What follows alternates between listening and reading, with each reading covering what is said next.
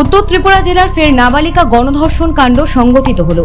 আরজিকর কাণ্ডে দেশ কাটতে না কাটতে ত্রিপুরা উত্তর জেলার পানিসাগর মহকুমায় ঘটল এই নাবালিকা ধর্ষণ কাণ্ড। এ নিয়ে উত্তর জেলা জুড়ে চাপা ক্ষোভ বিরাজ করছে। ঘটনা গতকাল অর্থাৎ বৃহস্পতিবার বিকেলে। ঘটনার বিবরণে জানা যায়, পানিসাগর থানাধীন সিলেক্টি ক্যাম্প এলাকার বাসিন্দা নবম শ্রেণীতে পাঠরত এক নাবালিকা মেয়ে বাড়ি থেকে পাশের দোকানে যায় কিছু জিনিস কেনার উদ্দেশ্যে। তখন দুজন যুবক তাকে মুখে চাপা দিয়ে বাইকে তুলে পাশের গভীর জঙ্গলে নিয়ে যায় এবং একাধিকবার দুজনে নাবালিকা মেয়েটিকে ধর্ষণ করে। এরপর রক্তাক্ত অবস্থায় মেয়েটিকে রাস্তার পাশে ফেলে চলে যায় ওই দুই ধর্ষক যুবক।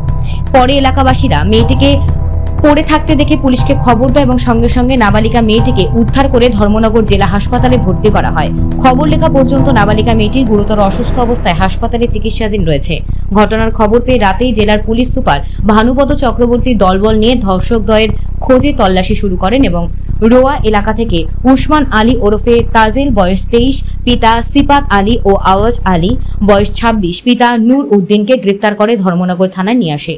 ধৃতদের বাড়ি রোয়া গ্রাম পঞ্চায়েত এলাকায়। তাদের বিরুদ্ধে জিজ্ঞাসাবাদ জারি রেখে একটি গণধর্ষণ মামলা দায়ের করা হয়েছে।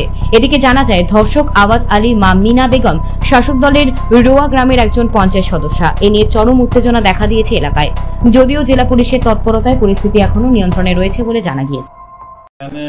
সমাজে যারা রেসপেক্টেবল যারা আছেন, আপনারাও রেসপেক্টেবল, আপনারা এসেছেন, কারণ কালকে উত্তপ্ত হওয়ার কোনো কারণ নেই।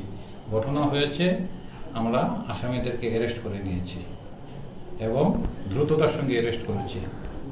যে দুজনকে স্যার আপনারা অ্যারেস্ট করতে পেরেছেন, তাদের সাথে কি অন্য কেউ ছিল নাকি তারাই মূলত অভিযুক্ত? আমি তো মেয়েটার আত্মীয় স্বজনের সঙ্গে কথা বলে এসেছি, বোন, মা, বাবা, ডাক্তারের সঙ্গে কথা বলে এসেছি। দুজন জড়িত ছিল, দুজনকে আমরা অ্যারেস্ট করেছি। যাদের নাম বলেছিল তাদেরকে আমরা অ্যারেস্ট করেছি।